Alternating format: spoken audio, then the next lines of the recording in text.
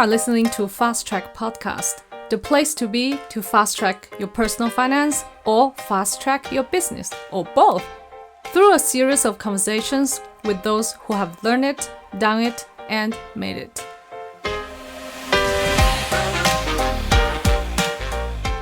Today, my guest is Farhan. Farhan is a certified coach and a trainer and business growth coach.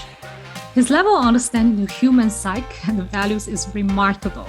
He has honed his skills to contribute effectively to the learning and development of leadership teams, business managers, fresh and mid-career professionals, and community leaders in various organizations and communities. Today, all we talk about is how to receive positive content, spreading positive energies, and how to change your routines so that you can achieve extraordinary results. Welcome to Fast Track Podcast, Farhan. Hi, Yasi. Thank you so much for having me. I'm very excited to be with you. Me too here. And you are a certified coach, you're a trainer, and you are also business growth coach. And you have so many roles, but they're all around the same theme that is about personal growth and hone personal skills. And I want to ask you more questions on this topic, but let's start from the first question. Can you give us a little bit of background about yourself? How did you start your career? How did you get into this domain by profession? Thank you so much, Yasi. Definitely personal growth or personal development is a very good topic to talk about, especially with the young and millennials who are entering into the corporate sector or already part of it.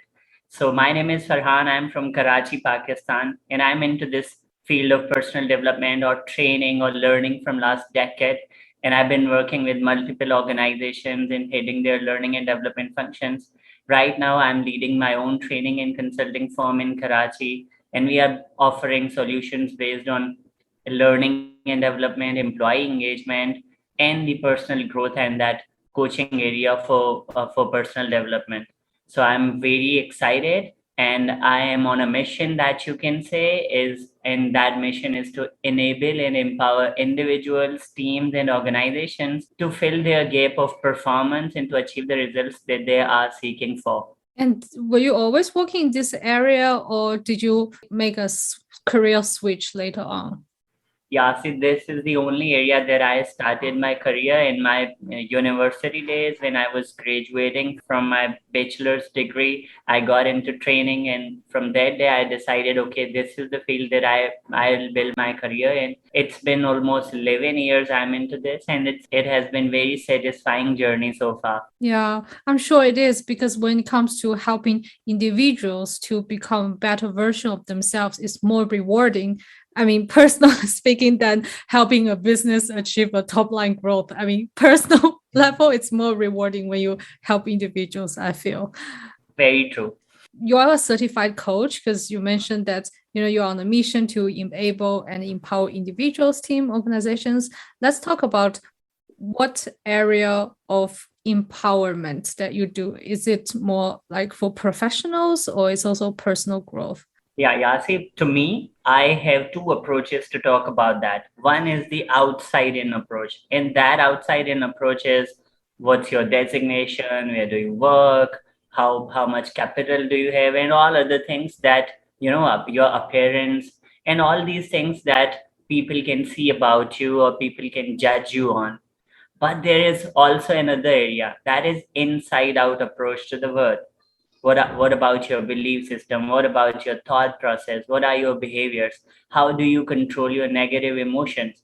That's the area that I have been working from last decade. So my core area of expertise is about delivering that inside out approach, and meeting with people and telling them about building a strong emotional and psychological muscles and strength, rather than your appearance or rather than your outside in approach things. Mm-hmm. And how can someone discover the inside strength? That's the area that we need to talk about. We have been spending hundreds and thousands of bucks on our appearances, right? Or on the things that we want people to be impressed from our personality, but we hardly focus on our internal things, like our behavior, as I mentioned before, or our thought process. our value system. So there are a few techniques or there are a few tools that I want to discuss with you for your audience and your listeners so that they can build their strong emotional and psychological muscles. Right. You mentioned earlier that yeah, majority or most of us, if you're not aware of building your inner power or the things that you mentioned, the inside, the psychological side, the strength, that focus on the materialistic stuff. The life is not so fulfilling when you focus on your own minds, your own spirit and emotional strength. It makes a person stronger, let's say this way, because I had one episode interviewed Julian and he talked about physical training, but also emotional and spiritual training. I think it's something related to what you are doing, and people or in general need to focus more on that area, which might be ignored usually. As I mentioned, we have been all focusing on that external things, just trying to please others, gaining those materialistic things. But in the end, your inner thing or your inner strength is the only parameter of success for you. No matter how wealthy you are, no matter how many materialist things do you possess, but if you're not satisfied from your own personality or your own behaviors, something will there always be haunting you and you will be always in a state of regret. To put into a context, my only job is to talk about your inner self, how you can be more resilient, how you can be more positive, how you can look at the things from a very different perspective, which might be a better one or a positive perspective. Can you give us an example of how to be more resilient, how to look at things from a just different perspective? Very good question. You know what? The default state of mind is it tends to put you in a negative state, right? For example, your favorite personality or your favorite influencer, if you want to Google about their scams or scandals, you will get like millions of views. But if you want to search for their philanthropic work, their good things, you will hardly find, a couple of views. Why? Because our mind tends to focus on negative thoughts. That's why the word is caught up in that mindset of stress and anxiety and all that. To put into a different context and to answer your question, it's all about judging your thoughts or being self aware of what you are inhaling in terms of content. We both agree that we are living into a state or economy of content. We consume so much content on daily basis, on weekly basis, and monthly basis. We have like videos after videos, we have like content blogs and everything. We are like in a state of abundance when it comes to content. Now, to put a perspective to that content, we need to figure out which content do we allow for our own self. If we allow negative content to be consumed, definitely it will impact our mental health. But if we allow only positive, if we filter that content, whatever coming to your screen in form of videos, in form of blogs, or in form of any sort of like pictorial content, you need to figure out your filters. Which content are you allowing for yourself to be consumed? If you're consuming positive content, if you're consuming positive thoughts, definitely it will result into positive actions and positive behavior. To answer your question briefly, it's all about what are your filters? What are you inhaling? What are you consuming? If you're consuming negativity all around you, definitely your mind will be caught up in negative state of mind. Your mind will get negative thoughts. But if you have filters and you are only consuming positive content, that will help you become more positive person and look at the brighter side of it or the positive side of the picture. Yeah, so you surround yourself with positive vibes, and then naturally that transpires within yourself. Yeah, I once I heard a sentence is not related to this, but I think can be used in this situation. Once an interpreter said, "Trash in, trash out," means Yeah, so true. That's exactly my philosophy of inhaling and exhaling. If you are inhaling trash all the day, all the week, definitely what do you expect to exhale? So you need to inhale positivity. You need to inhale positive content so that you can exhale that. That's the basic philosophy of what we are talking about, changing that mindset or developing that mental strength that we just discussed. And besides content consumption in your training program, how have you observed like common problems or frustrations that are faced by professionals in the workplace, and how you help them to achieve personal development or look at things from different angle? Yeah. So the second topic that I really want to talk about is, what I call the average living or the mediocre living or the routine based living. For example, if you're in a job, you have a certain routine. You wake up at a certain time, you go to office, you come back, you have dinner, you have your family time, and then you repeat the same process for months, for years. Now, that routine or that average living puts you into a context of again negative thinking because you are repeating the same thing for many days, for many months, and many years. In my training program, what I encourage people to change their routines. How? By allowing themselves to expose themselves to a different type of scenarios. For example, having frequent hangouts with friends, or reading a book, or going to a place for vacation, or such things that are out of your routine activities that will somehow fuel your positive thoughts. If you are caught up in a routine environment, definitely you will get negative thoughts, and you will again caught up into a state of stress that is very easily achieved. Yeah, I like this incorporating new habits into the daily life. But it's not so easy, right? If you're used to, watch TV, Netflix after work, go to the couch. How can people change and incorporate new behaviors in their daily life? Look, if you won't do that, you will be part of that routine life that I just discussed, and it will somehow put you into a stress zone. And that stress zone will create panic, will create anxiety in your life.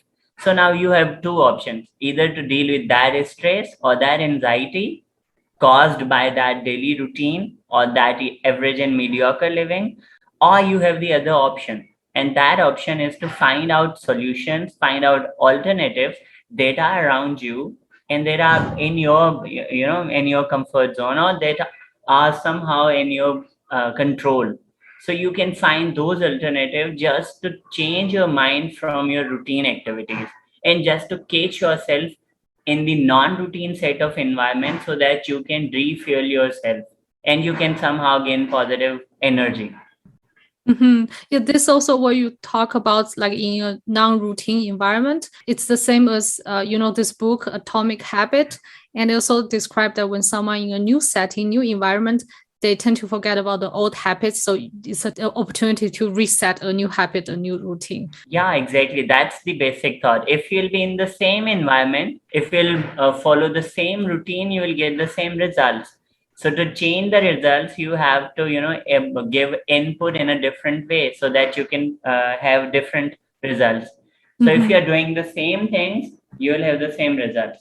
So you need to change your actions. You need to go into a non-routine zone where you can find different results. Right. And have you observed in your trainings, especially in corporates, that I want to talk about this, the fulfillingness of a job satisfaction at the workplace? What is the observation? But to be very honest, that's like sort of like a dream thing. If you really find your true calling or your purpose aligned with your corporate, that's the zone where you can be fulfilled about your job. Else, majority of young professionals that I meet around in my circle are just doing their jobs to pay their bills or just doing their job because they want to be in the zone or they want to be in that marketplace so that they cannot feel themselves left out. But that fulfillment comes when you have your purpose aligned with your profession, and that's the sweet spot that we need to figure out. Like where you are in right now. Yeah, I'm following my dream. I have my own training consultancy. Every day is like very fulfilling when it comes to what am I doing with my life. I'm living my dream, and my dream is simply to enable and empower individuals. So wherever I go, with whom I am, I'm just spreading these positive thoughts, and I'm trying to create that environment where people can feel motivated and positive about themselves and about their life. And somehow that gives me very positive vibes and positive energy. I can totally understand. And even when you were talking about you living your dream and all this, when we chatted before we started this podcast, I already feel the energy coming from your side, even though for you it's like a late afternoon dinner time. That's so kind of you. Yeah, but I feel that, you feel the other person's energy through the voices, the Yeah. tonalities. And my last question to you is, do you conduct trainings to individuals as well, like remote training, or how can people get in touch with you if they would like to, push their boundaries and then change their routines and be better in life? As you mentioned in my introduction, I'm a certified coach, right? And coaching is all about personalized and one-to-one experience. So if anyone wants to connect to me, I can assure that that particular meeting will all be about developing that person's mental and emotional strength.